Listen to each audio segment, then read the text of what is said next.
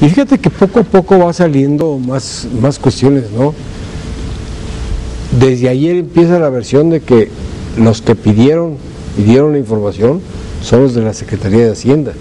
Si la Secretaría de Hacienda detonó esto y agarraron comiendo palomitas en un cine al coordinador de la fracción del Senado del PAN, y cuando le preguntaron qué opinaba, que él nunca se dio cuenta. Es que ese es un tema de fondo, Luis, más allá de la declaración de Cordero. Es que es una declaración que en boca de él, ¿usted fue el secretario de Hacienda? A ver, yo creo que la detención del Bester Gordillo demuestra también que en buena parte está fundada en voluntad política. Sí, hay un caso que jurídicamente sustenta la acción de la PGR, pero sin voluntad política, sin voluntad y la decisión de un presidente, esto no se hubiera llevado a cabo. Y el mejor ejemplo lo tenemos en su gran amigo Vicente Fox, porque son de verdad muy cercanos, y en su aliado electoral y mecenas a cargo del erario público, que fue Felipe Calderón. Entonces, cuando, como tú bien dices, le preguntan a Ernesto Cordero ¿por qué en el PAN no la detuvieron? Dice, bueno, es que nosotros no encontramos nunca indicios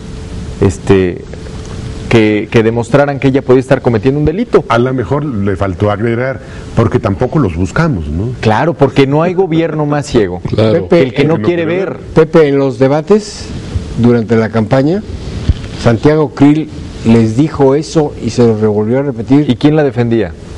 Ernesto Cordero, exsecretario de Hacienda. Entonces que está arriba de la unidad de inteligencia financiera. Vamos. En este país no se hace nada si no están de acuerdo los superiores. Claro. Y no olvidemos también que Felipe Calderón arribó al poder con un .56 de diferencia, donde el papel de la profesora fue significativo. Es decir, ya se nos olvidó, pero la profesora Gordillo ese día, ¿te acuerdas de sus llamadas a Eugenio Hernández, por ejemplo, y a muchos otros gobernadores? Es decir, si ella en efecto se sentía tan poderosa es porque lo era. El problema es que se le olvidó. Si lo era, ¿por qué lo era? Claro. Porque el gobierno le permitía. Pero se le olvidó también que lo era mientras jugara las reglas del juego. Y se había acostumbrado a tratar con presidentes emanados de Acción Nacional. Y se había acostumbrado a esta impunidad en la que la voluntad política de un presidente parecía muy pequeña para tocarla con el pétalo de una averiguación. Pues se le acabó. Es decir, la factura a pagar es la cárcel por haber perdido los reflejos políticos, más que por todas las balandronadas que hizo con dinero de los maestros. Ahora es una cascada lo que se viene, ¿eh? Hay muchos gobernadores que están temblando en este momento porque su relación... También les pasó lo mismo, ¿eh? No solamente eso, el apoyo que recibían de parte de la maestra para las campañas políticas... Es el de Puebla. Era muy conocido. De Puebla debe estar de luto. Entonces, bueno, si los recursos están tachados como ilegales, puede repercutir en la legalidad de los recursos que se entregaron a la... Eso le pasó a muchos gobernadores que pensaron que era de veras la autonomía y que se enriquecieron impunemente al amparo de la división de la presidencia con el PAN y los gobiernos con el PRI o viceversa, ¿no? Pasó un estado de Morelos, pasó un estado de Tabasco, en fin. Bueno, Oaxaca. Ya yo creo que pronto debe una de gentes pagar las consecuencias de estos actos, según refiere el gobernador actual de Tabasco. Fue escandaloso cómo dejaron sin surtir hospitales de medicamentos por el desvío de los recursos a sus bodrios del gobernador, ¿no? Para coches deportivos y aviones y casa en Miami. En fin, yo creo que este hecho se permitió operarlo por la auspicia política del procurador. Finalmente a los mafiosos se les trata por evasión fiscal o por lavado de dinero, es más sencillo. Creo yo que esa es la punta de la madeja. En medida que ella empiece a patalear o empiece a generar las condiciones para que este delito no se acredite, irán sacándole otras. Bueno, ya viene la parte jurídica, como la protección fiscal y algunas otras peculados, fraudes. En fin, ya por parte del propio sindicato. La primera parte de este asunto fue la política ahí no se está, descarta no hubo que ningún problema. sigan cayendo La jurídica averiguaciones. tendrán que oírse las versiones de sus abogados, que por cierto es un buen equipo de abogados. De los de Lozano Gracia. Sí, que contrató. Es un ex subprocurador de la República. Vaya, yo quisiera hacer mención de que además de la obligación de aplicar la misma regla para otros casos que están ahí, digo, ¿cómo me van a justificar no irse contra Garnier, por ejemplo? Le han sacado, o contra Sabines. Pero ¿por qué no nos vamos a Moreira, que no, es el propio, del equipo de hay cuentas que aclarar sin duda alguna, pero yo creo que además de eso tiene que haber un control de daños, y el primer control de daños tiene que ser el rectificar el atropello que se cometió cuando se impidió que se incluyera en la reforma laboral la rendición de cuentas de los sindicatos. Ese error hoy tendrá que quitarse y tendrá que promoverse un cumplimiento claro de una rendición clara de cuentas para evitar, o sea, vamos a perseguir el delito que se cometió, pero vamos a prevenir los que vienen. ¿Y cómo? Con ese tipo de reglas tenemos que revalorar el papel que hacen los órganos de fiscalización en los estados, que están letra muerta, o sea, no cumplen con los requisitos legales la mayoría de los auditores respecto a la manera que fueron electos y demás. O sea, esos temas hay que manejarlos. Y ahora, eso depende no de la voluntad política del presidente, depende de la voluntad política de los ciudadanos. Es el momento de presionar para que este ejercicio, ahora sí que haya sido como haya sido, con el afán que haya querido darse, pero se convierta en algo favorable para el país, ¿no? Ahora, creo que en esta mesa se platicó 1000 veces la oportunidad que tendría quien arribara a la presidencia de sentar un precedente, ya no solo en la parte legislativa o de reformas institucionales, sino de enviar un mensaje. Y me parece que si alguna acción de gobierno podía haber enviado un mensaje, es la detención del Bester Gordillo. Porque además tiene implicaciones sobre otros poderes fácticos, tomando en cuenta que ella ya era por sí sola un poder fáctico. Tiene implicaciones para los concesionarios de telecomunicaciones en los albores de la discusión de una reforma en la materia. Tiene que ver también con que el titular del sindicato petrolero ponga sus barbas a remojar en el marco de una discusión de la reforma energética. Entonces, me parece que es una carambola de tres bandas, si me permiten la expresión, porque no solo tiene implicaciones en la esfera magisterial, tiene a partir de este momento Enrique Peña Nieto la oportunidad de dejar muy claro cuáles son sus términos para negociar y cuáles son los temas a negociar. Pero si nos ponemos si recordamos cómo se han ido formando los nuevos líderes de los sindicatos, pues caemos, por ejemplo, el líder que quedó ahora en lugar del Bester, pues es una gente que es gente de ella, de muchos años.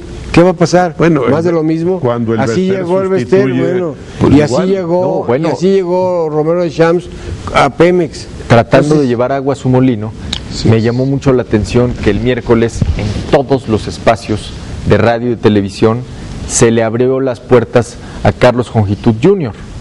Y me parece que sería lo peor para la vida sindical de este país y para la representación de los trabajadores. Sería desastroso. De los Borbón a los Orleans, de los Jongitud a los Gordillo, una y otra vez, y cuando cae uno llega el otro. Pero repite ahí es donde tiene que entrar la reforma institucional de la que habla Juan Manuel. Repite los Gordillo, Juan, hoy sí. Es el mismo caso del Bester Gordillo. Es la línea del Bester Gordillo.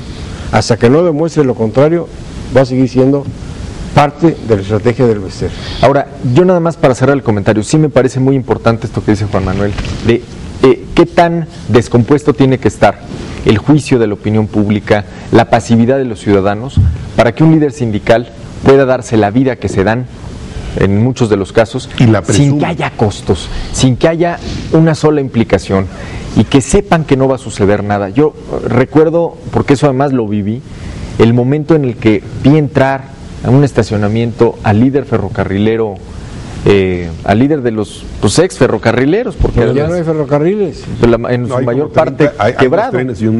Sí, bueno, y están los privados, Kansas, Ferromex, etcétera. Pero cuando vi a Víctor Flores entrar en un Rolls Royce Phantom, es un coche que ha sido el auto de los Windsor y de la familia real británica. Más fuerte que el Enzo Ferrari.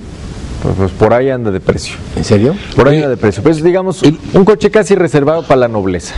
Ah, bueno. Cuando ves a un hombre que representa a los trabajadores ferrocarrileros que la han pasado económicamente pero parece muy el chofer, mal. ¿no? Parece el chofer del coche. Porque Pues mira, no juzgo por la muy apariencia, agraciado, pero ¿no? sí me parecía terrible que el precedente del Vester no sea un paraguas legal que caiga sobre los que todos se han enriquecido, los que se han enriquecido de esa manera a costillas de sus trabajadores, ¿no? Pues ese es el caso. Víctor Flores, Carlos Romero, Claro. el Ahora, propio Martín Esparza. Sí. a ver, pero aquí también hay que tomar en cuenta lo siguiente. La FEDSE. Cuando se Ayala. desestabiliza un sindicato, a un gremio, o sea, hay que tener cuidado para que las cosas, el cambio que se tiene que dar necesariamente sea un cambio verdaderamente favorable, que no vaya a ser quitar No más de lo al líder mismo. incómodo para que quede algún Más- obsequioso y ¿cómo se llama? Líder por ahí, y sobre todo que la materia no se pierda. Si le van a pegar a Romero de Champs, que eso no tenga que ver con la cuestión de la privatización, que tenemos muchos en ese sentido. La educación, bueno, que no afecte la necesidad que tenemos de un replanteamiento del sistema educativo, pero en términos de corresponsabilidad de todos los actores políticos. En el caso concreto, vaya, la educación no solamente la otorgan los maestros, también está el Estado. Y en donde cabe la pena mencionar cómo muchas veces el propio Estado es quien corrompe a los líderes, quien les permite toda una serie de cuestiones a cambio de los favores electorales, que es un punto muy, muy importante. Pero las Habrá que cuidar declaraciones de eso, ¿no? López Obrador fueron fatales. Sí, hombre, Este asunto de la Gordillo, ¿no? qué pérdida de brújula, de rumbo y de todo, ¿no? De él y de sus títeres que Se tienen dice, ahí se abajo. dice que ya estaban negociando ahí ellos, ¿no? Yo creo que la señora Gordillo iba a arengar a un levantamiento magisterial ahora este día y pues le dieron su recetita. Pero López Obrador muy mal, muy mal en su cuenta de Twitter. Sin ninguna comentarios. razón. Vamos a ir un corte, vamos y regresamos, por favor. Acompáñenos al cuarto y último bloque de este programa. Estamos en Visto Bueno Televisión, no se vayan.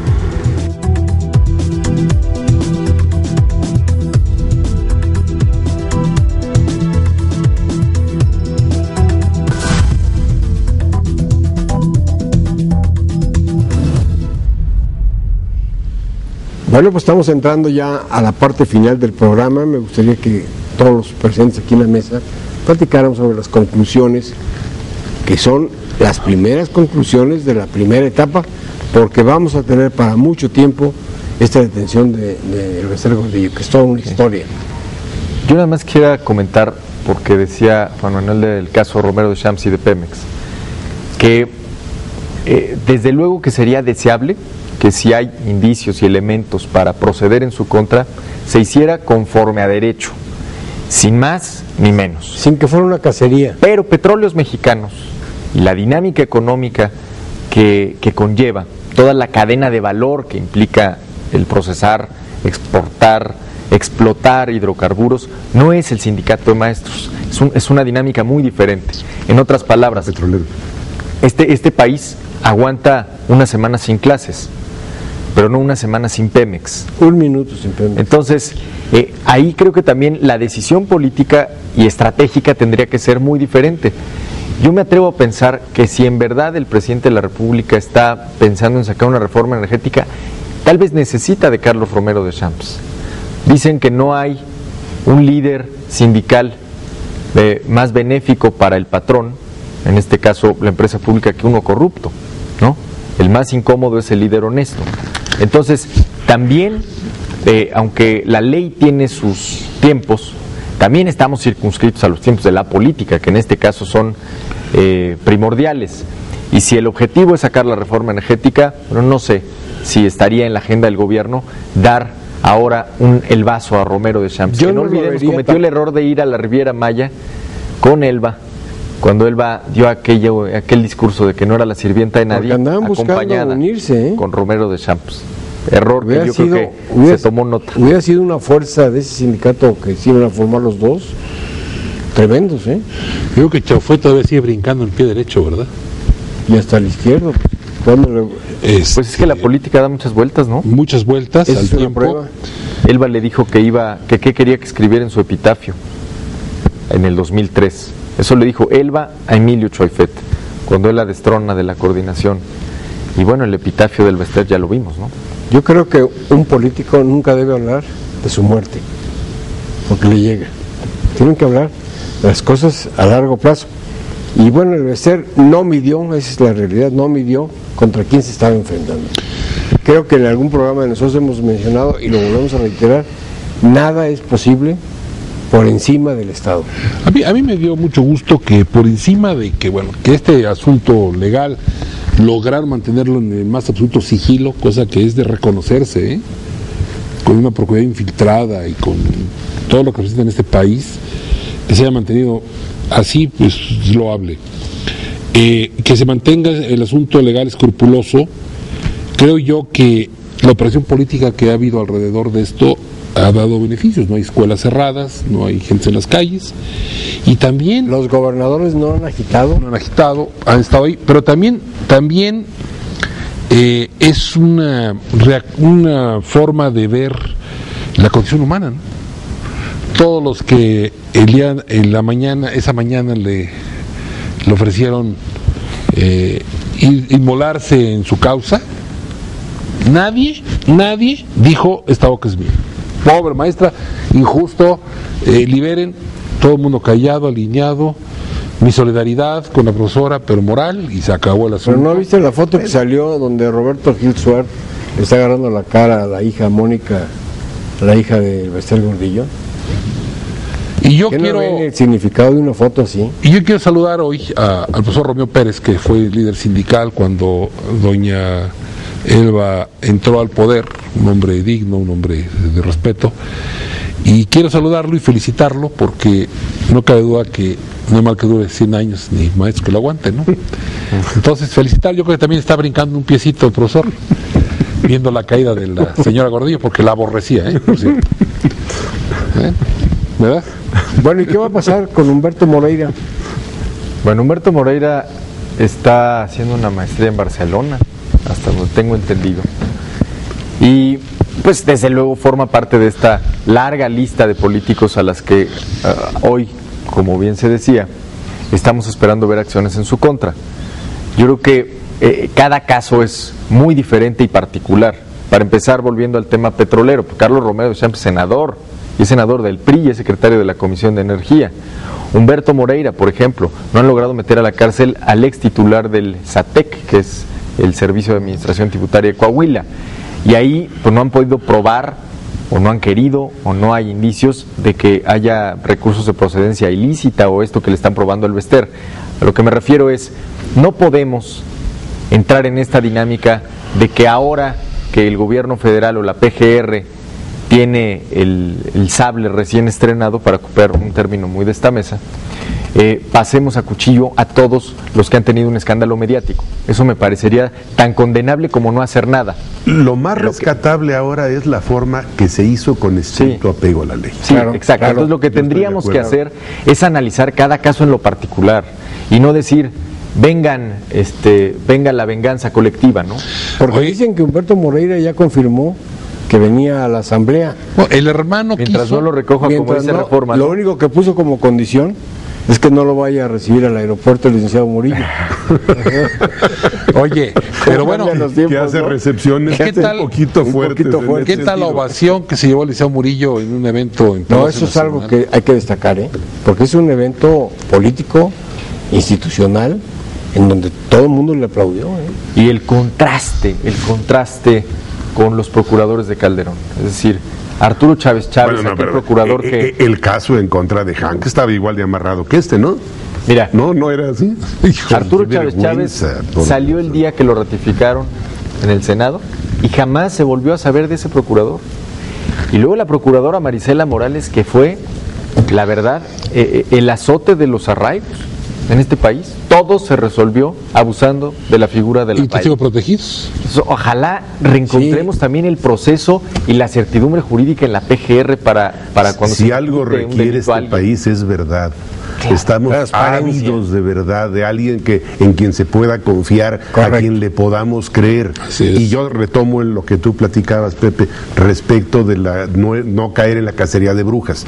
Vaya, este tema yo creo que es bastante, muy socorrido, con mucha frecuencia se utiliza. No vamos a aplicar cacería de brujas, pero vaya, si bien es cierto, no vamos a andar fabricando ni investigando vidas privadas de nadie, pero hay quien anda arriba de la escoba, trae la nariz así, el gorro y demás, y va llegando al caldero. Digo, evidentemente que hay brujas, o sea, tenemos brujas que no hay que cazarlas. Y que sobran, ¿eh? Que sobran ahí. Entonces, creo que es muy claro en dónde sí, dónde no.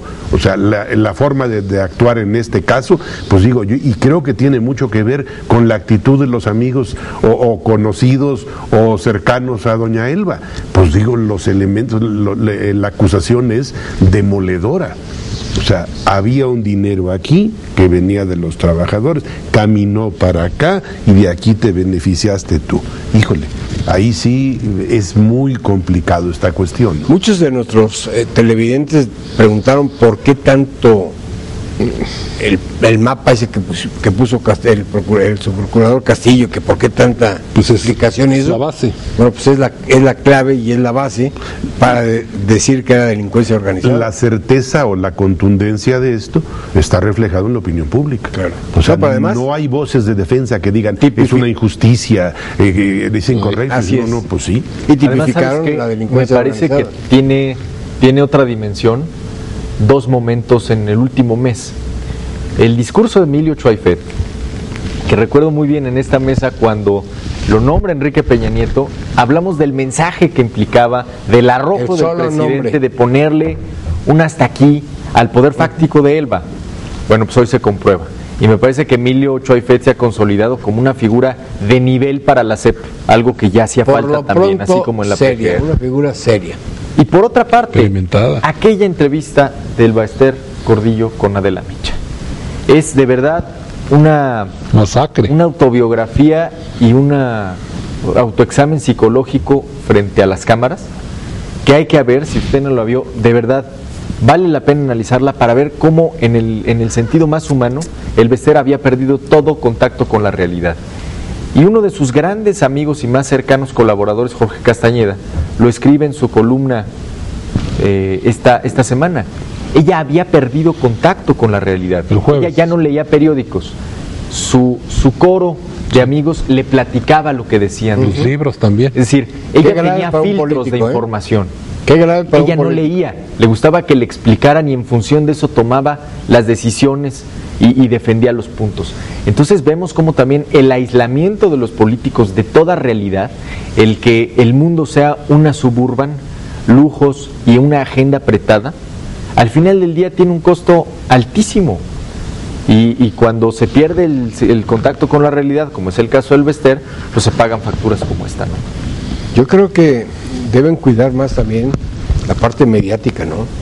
Es decir, no es conveniente estar saliendo a cada rato porque eso ocasiona errores que son garrafales. Yo, por ejemplo, vi cómo no se escondió, cómo se guardó Videgaray durante unos 8 días, 10 días, no salía para nada. Y cuando tuvo que salir, porque él fue uno de los que hicieron esta detención, pues todo Oye, lo vimos bien. y así como se criticó en su momento y se hizo escarnio y se le hizo pedazos en la opinión pública, yo me atrevo a reconocer que al menos en este caso la unidad de inteligencia financiera de Hacienda jugó un papel importante y está a cargo de Alberto Basbás. Que no es cualquier personaje.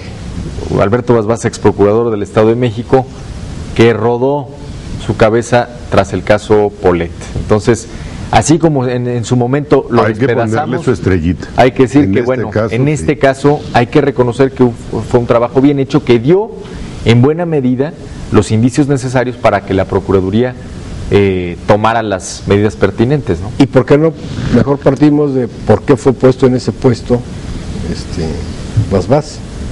Simplemente porque es una persona de suma confianza de Videgaray y del propio presidente de la República. Por eso es que no hubo filtraciones, por eso es que todo se mantuvo en el orden normal de una investigación. Casi la averiguación la armó la subprocuradora y el procurador. Sí, claro. Y lo recibió el juez y solito hizo el orden de aprehensión. Casi a ese nivel, ¿eh? Pues así tiene que hacerse, porque si no se filtra. Ahora, hay infinidad de agujeros por y ahí en la Procuraduría, claro. Ahora hay formas de empezar un sexenio, ¿no? Y tenemos ejemplos de sobra. Me parece que si se sigue la ruta y ojalá se aprueben las reformas que son lastres económicos para este país, podríamos aspirar a que en diciembre de 2013 pudiéramos haber empezado esta administración con la caída del Bester, pero también con una reforma constitucional en la materia, con una reforma energética que preserve para el Estado la rectoría sobre los hidrocarburos, pero que genere competencia al interior de Pemex y nos permita hacer verdaderamente riqueza nacional, lo que hasta hoy es solo un patrimonio que tenemos enterrado en el subsuelo, y también una reforma fiscal con carácter redistributivo, me parece que puede empezar muy bien esta administración. Siempre y cuando cambiemos la condición social.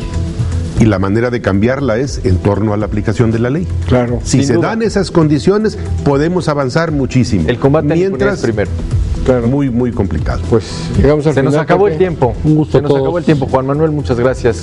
Ingeniero Luis Caín, muchas gracias. Gerardo Rodríguez, muchas gracias. Un gusto. Gracias a usted, como siempre, que nos acompañó este sábado para hablar de política, de este tema tan interesante. Lo esperamos el próximo fin de semana en punto de las 8 de la noche a través de este canal. Esto es Visto Bueno Televisión.